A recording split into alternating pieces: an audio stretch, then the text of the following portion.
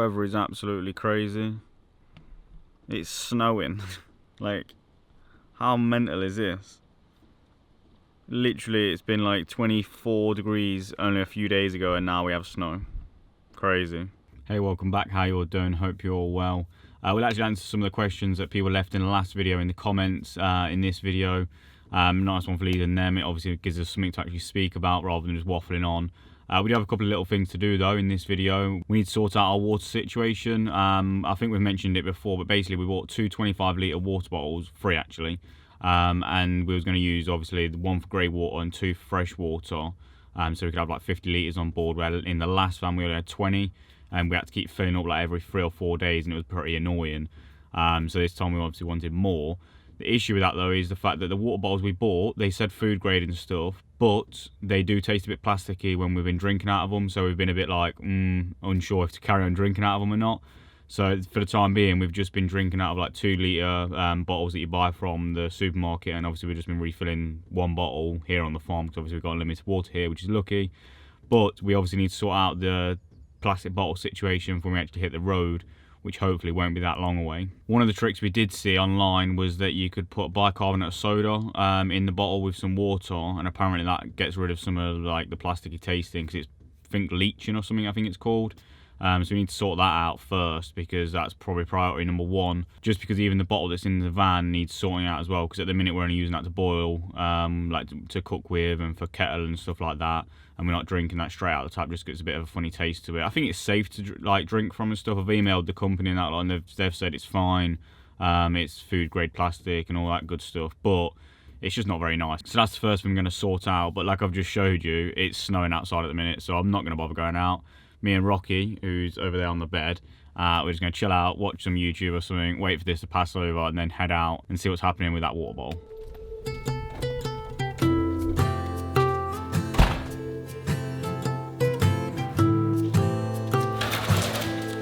So this is the water bowl that's in question, that we need to obviously sort out with the fact that it just tastes a bit plasticky. This one actually has been soaking in that water and bicarbonate of soda mixture, like I said at the start of the video. This has been soaking in it for about, probably nearly a week now actually. We was actually only supposed to leave it soaking for a few days, but we kind of just forgot about it, to be honest. So it's been soaking for a little while, and hopefully it's done the trick. And we are going to soak it a little bit more, just like basically rinse it all out, then repeat it again, just to make sure and try and get the best result possible, just because we don't really want to fork out for another bottle. I think this is about £25–30 a bottle or something like that, so hopefully it works out and it does a trick. But the only way to actually test it is to give it a whiff.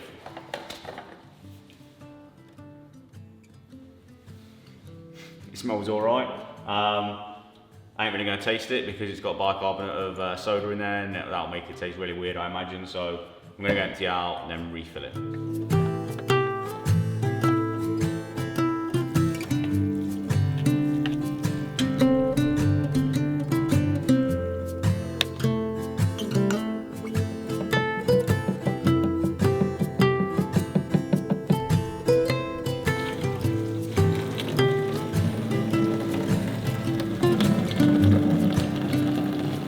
So now the water bottle's been refilled, and we're going to leave it for a few more days just to try and get all of the leaching out of it as much as we can.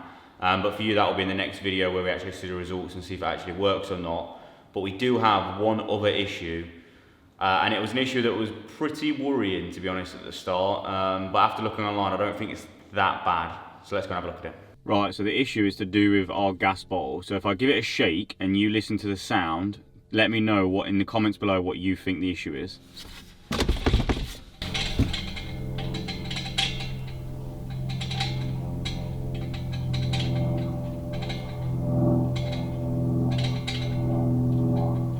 I'm not too sure if you can hear that. Right, so if you couldn't hear that, that was actually like some pinging noise from the gas bottle. I think the video did pick it up, but just in case you didn't, I just wanted to quickly clarify that. Basically, we found that a few days ago, and at first we thought there was like something serious wrong with the gas bottle, and then your mind instantly turns to it's gonna blow up. Especially Tabitha, she was like pretty worried about it. I weren't too worried. I kind of thought it might be something major, but after looking online, I think it might be the valve that's gone in it, which is pretty annoying because we've only had that gas bottle since like December time.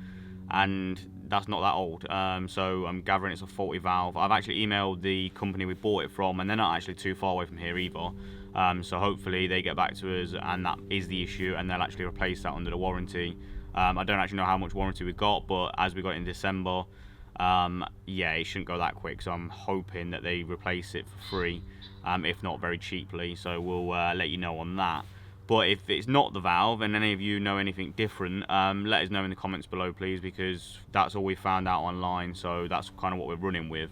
But that's super annoying, just because obviously we're getting so close to actually being able to travel again now, and then that happens, and obviously we want to sort that out before we actually go traveling, because we don't want to go and then obviously our gas bottle like completely like stops working and stuff, because that would just be an absolute nightmare. So we are going to get that sorted before we hit the road. We do have a few questions that you lot left in the comments below in the last video, so we're going to answer a couple of them now, or I am, because Tabitha's still working in the jam kitchen. I think it might be her last day today in there maybe, so she might be a free woman again after today. So basically, well, I've just got my phone out and I'll just flick through a few of the questions and just answer some of them. So basically, the first one is, how old is Rocky and how long have we had him? We got Rocky about 6 months ago. I think it was 6 months, maybe something like that. But he's actually a year old now, and it's his birthday only a few days ago. The best thing is his birthday is the day after my birthday, which is mine's the 3rd of April, his is the 4th of April. And that's ace because we can never forget his birthday because it's the day after mine, which helps out a lot. But so far we've absolutely loved having him, and he seems to have took to us like duck to water. And yeah, we couldn't really imagine life without a dog anymore, and we've wanted a dog for years. Like, we've been together about 6.5 years, and pretty much all of that we wanted a dog, but just because of where we was living and stuff, we couldn't have one, and now we can. It's amazing.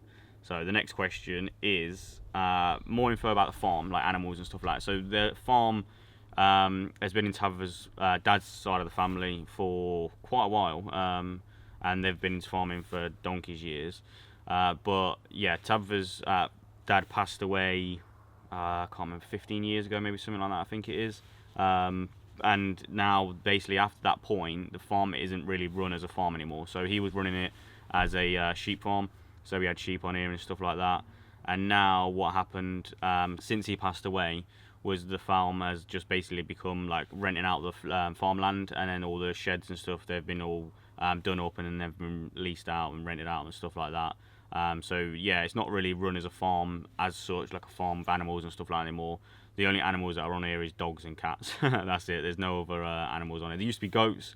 When I first got with Tabitha, there used to be a goat man. It used to have loads of goats here, and that was pretty cool. But yeah, not anymore. It's kind of just a commercial farm now, not really an animal or arable farm. Another one is the first place we are going to visit, and that one could change, because if you've watched any of our videos when we was travelling last time, we changed our mind pretty much every day. Like, we drove across country sometimes, and yeah, we won't be doing that this time for sure.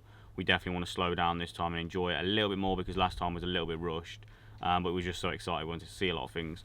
So this time round, I think the first place we are going to head to is the North Yorkshire Moors, just because we didn't really do any of that coastline last time. We did a bit of Norfolk and stuff like that, but we think the East Coast is a bit quieter than the West Coast, and after we come out of this lockdown, it's going to go mental. I'm sure the whole of the West Coast, like Lake District, even Peak District, and then up into Scotland, which is the main place we want to go to, the West Coast of Scotland is going to be heaving, because last time it was heaving, and this time I think it's going to be even worse than that. So yeah, we're going to stick to the East Coast, so North Yorkshire Moors, and then work our way up that coastline basically.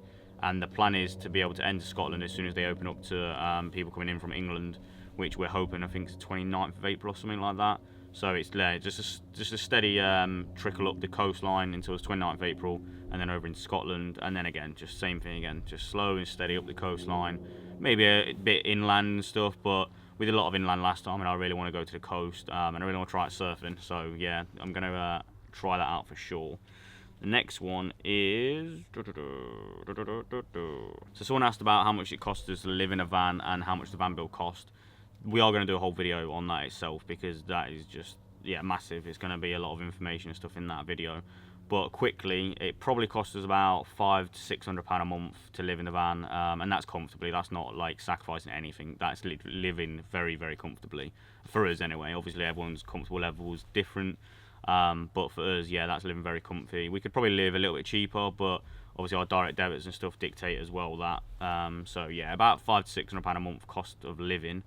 And then that's without putting anything in savings. That's literally just living comfortably. And then for the van build, it probably, so far, it's not finished, but so far it's probably cost us 8,000 to 9,000, but that's including buying the van and getting the van repaired. We had to spend like over $1,000 on getting the van sorted and stuff like that. So yeah, about 8 to 9 grand. But like I said, that will be a much bigger video on its own, because we want to actually try and break everything down and make it a bit more detailed than just some numbers for it. Yeah, so that's that one. But yeah, I think that's it. I don't want to sit here and speak too much about loads of questions and stuff, but they're kind of the ones that just stuck out to me as I was scrolling through the comments of the last video, so thanks for that. Gives us something a bit different and a bit more information to you guys, rather than me just waffling on, which I'm doing right now. Rocky's just wandering about doing nothing, really. He's trying to climb through the fence. But yeah, so we are going to end the video here because we've got nothing else to do, and basically we are just counting down the days, minutes, hours, until we can actually start traveling again. And unfortunately, bad note is, to end this video, it's a bad note, and I think we're not going to be able to start traveling on the 12th of April, like we had planned ever since we heard that 12th of April sounds like the date. That's because I've still got a couple of videos I need to finish for a couple of clients. One for the jam business here on the farm, and the other one's for an oil company. They make rapeseed oil on a farm not that far away from here. And I ain't even started that yet, so I need to crack on and get on with that one.